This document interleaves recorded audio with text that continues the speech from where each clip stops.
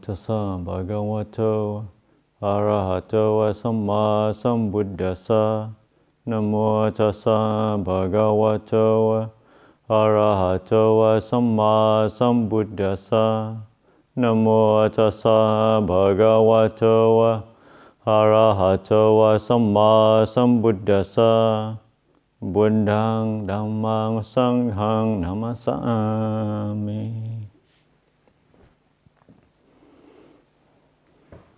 So this is the third week into the rains retreat, almost 4 weeks. I thought tonight we'll talk about the 5 hindrances, because we've been meditating full on the last few weeks. I've been having some time to get to know our hindrances, so it's a good time to discuss them, and also how to overcome it. And remember the first Dhamma talk. This is the pansa of love. So how do we use metta to overcome the 5 hindrances? Because usually you have the traditional kind of method that I'll explain later. But I think this time I'm just going to use this idea, this intention of metta to overcome everything. Love will conquer all. So we'll see whether I'll conquer the 5 hindrances. So first, what are the 5 hindrances? You probably know already. First is sensual desire. Then is ill will. And there is sloth and torpor. And there's restlessness. And there's doubt. So those are the 5 things that distract the mind from becoming still. Those are the 5 things, because the mind is not still, weakens your wisdom as well. So, unless you're fully enlightened, those are the 5 conditions of the mind will be present in the mind at one time or another. And sometimes it feels like that you have all 5 of them all the time. And obviously and sometimes you feel, and obviously when you first meet with them, sometimes it's a trap. Because remember, these 5 hindrances, it's related. It's causal. It comes about because of delusion. It comes about in not seeing clearly. It comes about because of the delusion of a self. So the more of a self you have, then the more you'll experience these 5 conditions as well. And sometimes you'll see it's kind of a bit of a trap when you experience, sensual desire, or when you experience, you see, irritation, dosa, appear in the mind, or when you see restlessness. And the first trap that people fall for sometimes is to arouse a sense of self. I'm going to conquer my 5 hindrances. I'm going to smash it to smithereens and become enlightened. But that's the trick. That's more self. And as I remember, hopefully, and one of the tricky thing of having a self, and the practice is about letting go. But letting go, what is it we're letting go of? Well, we're letting go of a sense of self. But it's not, as practitioner, you've all experienced it. A sense of self is subtle and it's tricky, and there's many levels of it. And it's not so easy. Someone's, a meditation teacher was saying, getting rid of a self is like trying to eat your own head. It's not that easy. You can eat your hand, and your elbow, all sorts of things in your body, your feet, your leg. But you eat your head? No, can't do that. Yeah. So as a self is a light, because we all have a sense of self. That's why we're here to begin with. And how do we use a self to get rid of a self? It's tricky. You can't do it directly. But what we need to do is to set up the conditions where the self fades away. And it's through seeing clearly the wisdom, ultimately, that's how a self starts to vanish. Yeah. And that's what, so it's not, it's not trying to smash it. So when you experience, craving, sensual desire, when you're sitting here and it's too cold, you want the room to be a bit warmer, you dream about, when summer's going to come, or I'm going to get all my friends to help me and to donate for a nice heater or aircon when it comes. And so that's sensual desire. And you think, oh no, that's sensual desire. I shouldn't have that. That's bad. I should just gut it out. I have been a practitioner for all these years and I still have sensual desires. That's just the basic stuff. Can't get rid of it. Or you're sitting here and, you're having a slight irritation comes up. The frogs are making too much noise, the birds are creaking, making too much stuff. So irritation starts to come up. And then when irritation is usually tricky. But it's easy to get rid of. Because irritation is very painful. It's painful when it arises, and it's painful when you reflect on it. Because what it does is you're trying to hit yourself with it. You're like, oh, I'm a bad person, I'm a bad practitioner because I have all these evil thoughts about other people. I want to be a good Buddhist, so I shouldn't have these thoughts about other people. I should have, I should love everybody. But I don't feel like loving people at the moment. I feel like running away, going to a quiet place where I don't have to talk to anybody. But no, that's the ill will. Gotta get rid of ill will too. So you experience all these things that come up. But the main thing, I'm kind of putting it out there for you, is instead of trying to rouse more energy to battle it, to overcome it by brute force, what you need to do is says, sensual desire, I know you, you're my friend, we know each other, I've been seeing you, we've been together for a long, long time now. How do I open myself? How do I get to know what this is, what sensual desire is? And how do I see, the drawback as well? And the thing with sensual desire is, you're sitting here, you think, it'd be nice to have, like I said, a heater. It'd be nice if the sala was heated, which is fine. It's not an uncommon thought. It's not so evil. What's wrong with this? The heater is not the end of the world. But what that does, logically at least, as from a Buddhist perspective, you should be aware of. As soon as you say that'd be nice to have something, then I'll be happy. Then it sets condition that you're going to be unhappy until you get it. It could be a year from now, it could be 10 years from now.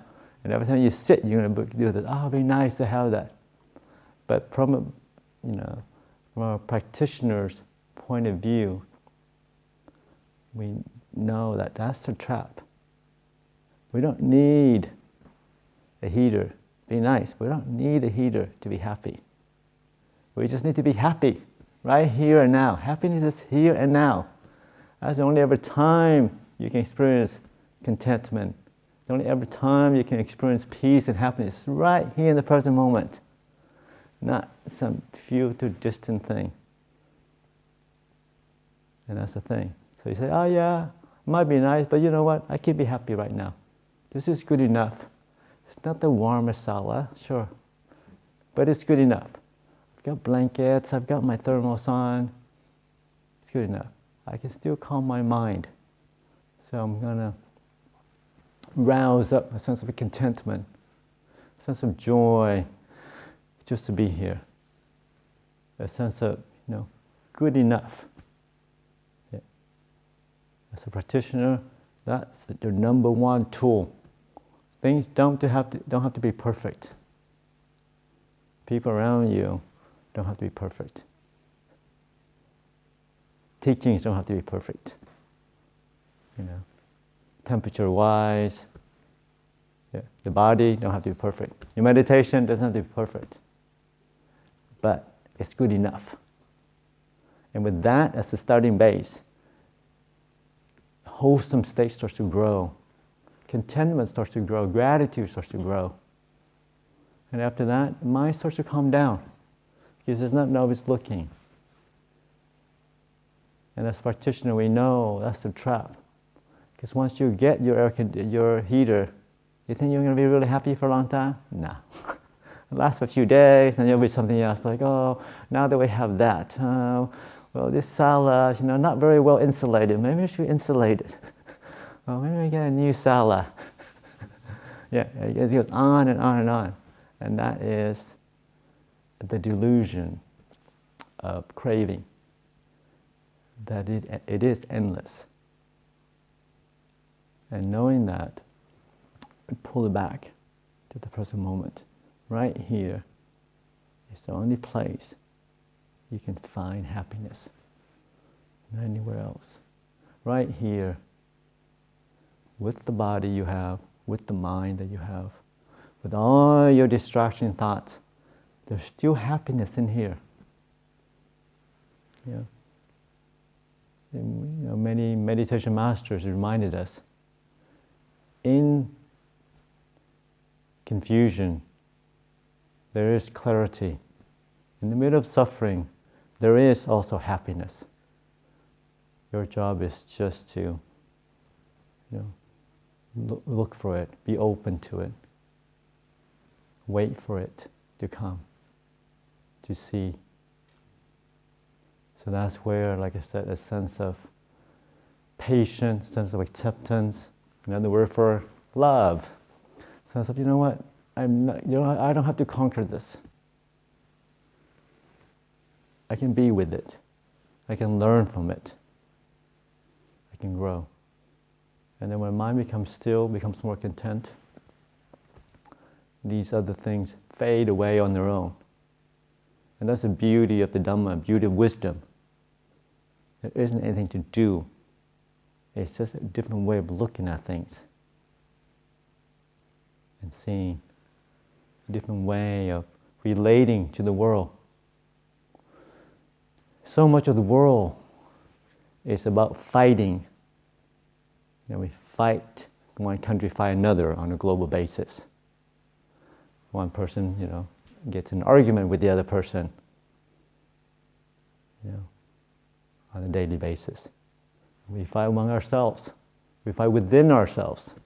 These bits I like, these bits I don't want to like, I want to get rid of this. That's why I'm a meditator, so I'm a Buddhist. I want to get rid of all my bad qualities. I don't want to drink anymore. I don't want to eat junk food. I just have healthy lifestyle. I won't watch TV. I go home, be perfectly happy. I love everybody. That might be good things. But sometimes the good starting point is a bit of acceptance, a bit of contentment, a bit of gratitude in the here and now. Because it is through acceptance that wholesome state starts to grow. When we accept others, it's the same muscles, remind people, that we accept things in ourselves.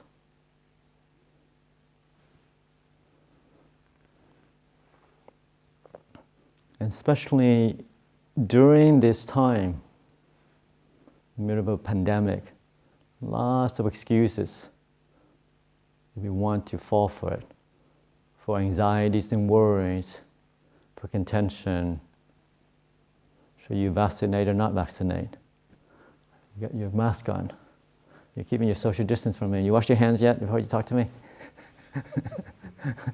All sorts of things that we can worry about. We can also relate out of love and acceptance, of giving people the benefit of the doubt. Sure, they're trying their best. And we all have our reasons to do what we want to do. So with metta, with friendliness, we're not asking for the world to be any different. We're not asking any other person to be different, that they behave because of their condition. It might look like they're choosing, but they're also a condition, and their choice is also preconditioned to a certain extent. And our job is to live in a community. Our love is to try to exercise mindfulness, clarity, exercise thoughtfulness. It might be, I know what I want to do, but is that also in line with communal harmony? Is that helping others as well? How is everybody in the community feeling about certain things? So we look ways to lessen the sufferings of others around us. Look for ways to lessen the suffering inside our own mind as well. And that's, a lot of times it's just time and place, a little, care in our actions. Is it the right time and place to do things? Am I looking out for other people's welfare as well when I do certain things? When I leave the kitchen, make sure I close the door, that way the rat doesn't get in. That way it doesn't take 3 weeks to try to get rid of it. The little things that we do. We might think, this just getting to OCD and we've got to do something in a certain way, but it isn't. It's just the intention behind it. Is it towards harmony? When you go around, you see a little tissue left behind, tools left out, you just pick it up and put it in. Back to the storeroom, back to the workshop. And when we do our work, we put everything away. Because I said, the more you do, the less the next person does. The less the next person have to do. Like dishes don't wash themselves. So if you just put a spoon, it's just a spoon, or just stick in the sink. Well, how do you think the spoon gets back into, the spoon gets itself clean? How do you think the spoon is going to get back to the basket for the next person to use? It doesn't go there by themselves. We haven't invented that bit yet. The automatic washing machine that takes the spoon from the sink and moves it back to the shelves. So that's just a little thing. It is part of the training. Part of it to be present. Where am I? What am I doing?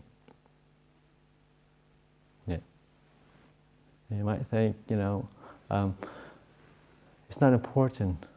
But with the training of the mind, everything is important because it's in the intention, in the awareness, in the clarity. That's when we get sucked up in our own head that we're not aware of others. How am I flowing with the community? I know what I want to do, but is it in conformity? Time and place. Is it time to meditate or is it time to work? Time to work, I just work. Time to meditate, just meditate. Not the other way around. Little things, you might think, it's just a little thing, but it is, it adds up. It is the moment-to-moment, day-to-day intention of being grounded, staying grounded in yourself and others. Is my speech causing other people suffering? Is my action going to cause people suffering? How do I improve that? How do I find ways to harmonize with each other? And it is through this intention to care for yourself and others. And that's what mindfulness is. Sometimes we say mindfulness, but it's actually the mindfulness is the part that is the important bit. It's not just present moment awareness, but it's also caring for what's happening in the present moment. Establishing the causes for wholesome states. And it's, going back to the 5 hindrances. Going back to establishing stillness when the mind is not peaceful. And we use also that awareness to find out, what is happening in my mind, and how to identify that, and then find ways to overcome it. But like I say, overcome it through a sense of care, a sense of softness, this, the sense of openness. Want to investigate, like what is sloth and torpor feels like when my mind's not clear. Is it because I'm tired? Because I'm not getting enough sleep? Or is there something else? Or is there slight irritation, not wanting to be there, so the mind wants to tune out? Or is there something else? So it's more of kind of investigation, learning from it. It's not that it's so embarrassing to be nodding in front of people. Oh my God, I'm snoring away. I don't know. People must think I am just the worst meditator. They hear me snoring all morning. No, that's not so important. That's just the self, doing the self thing again. Yeah. So we're here to move away from that. Sloth and torpor is here. It's a condition of the mind, a condition of an unenlightened mind. So how do I work with it? Like Lumpur Chodam was saying, the 5 hindrances is not always about, kind of abolishing it. It's not always about smashing it, overcoming. But how do I work with it? Because knowing full well, unless you're fully enlightened, there are going to be one of those conditions in the mind most of the time. There's just degrees of it. Sometimes there's a lot of it, sometimes there's little. And with the learning about the mind, with training the mind, it's yet becoming familiar with this. And it's only through wisdom that we overcome it. It's not through willpower that we overcome the 5 hindrances. Yeah, you say, okay, next time, every time I feel sleepy, I'm going to jump up and go for a cold shower. I'm going to jump up and go have a strong cup of coffee. Sure, we have little tricks that we can try different times, but it only works for a short time because it stems from, ultimately, a sense of self. It stems from a delusion of a self. It stems from not seeing clearly. So it's only through seeing clearly that we can overcome these. So knowing that, we thought, okay, yeah, I'm going for the long term, long haul. These are my friends. They're going to teach me. These are my friends on a journey to enlightenment. They're going to be walking with me for most of the way. Hopefully. To the end, they'll be all disappear. But most of the way, they'll be with me. So how do I learn from them? How do I learn how to spot the different types of sloth and torpor, different type of restlessness that come? What is the cause for these? Is it when I eat a lot, that I get restless? Is it when I read a lot, I get restless? When I talk a lot, that bounce around the mind? Why does this restlessness come up? Is that saying, it's my fault or something I did wrong? It's like, that's interesting. The mind's like this. It's not peaceful. Why is that? Is it understand the cause of connection that disturbs your peace? And I say through understanding, and the more you understand how the mind works, the more it is, kind of easier to work with it. The more you can find ways to calm the mind down, or find ways to establish a condition where the mind calms by itself, stays calm. And so much of it is about, not shaving away a sense of self, seeing clearly that there's nothing here.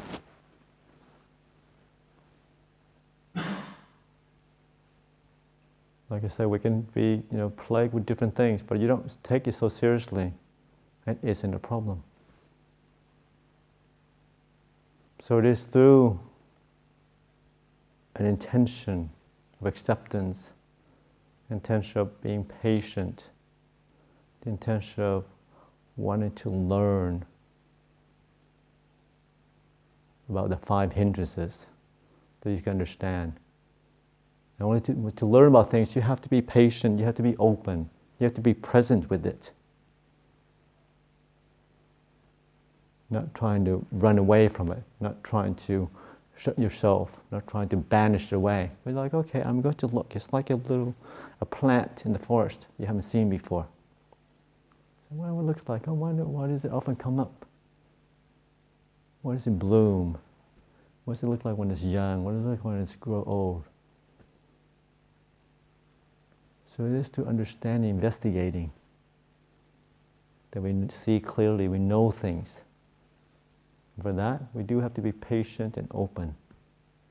A sense of love, a sense of curiosity about the mind, and the different conditions that arises in the mind.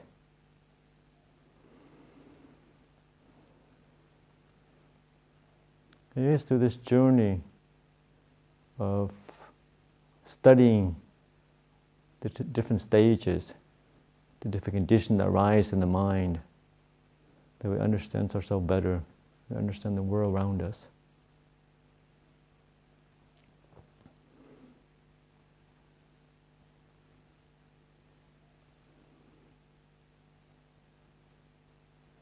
And so, as we continue to investigate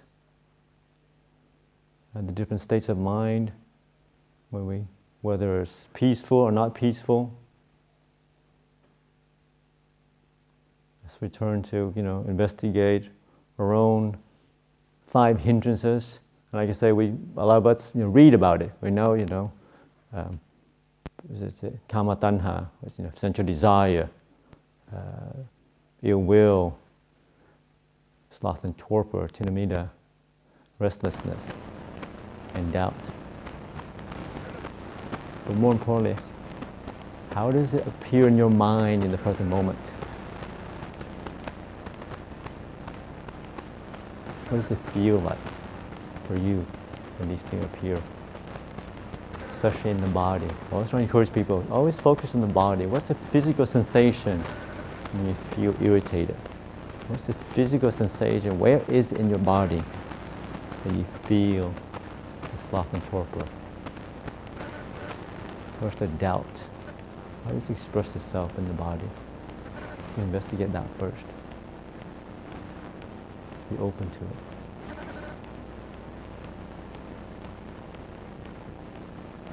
And it's through understanding, through acceptance, that these things fade away.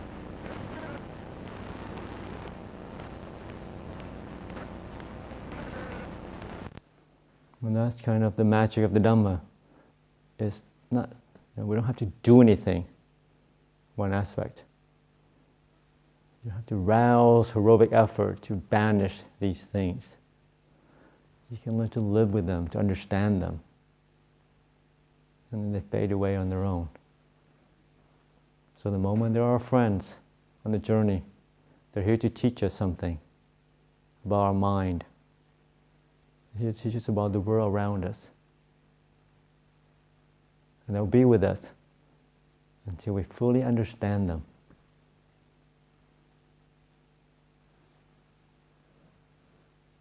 So it is through a sense of friendliness, sense of investigation,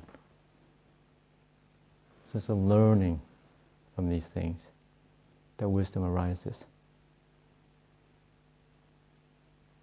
So I offer those words for your reflection tonight.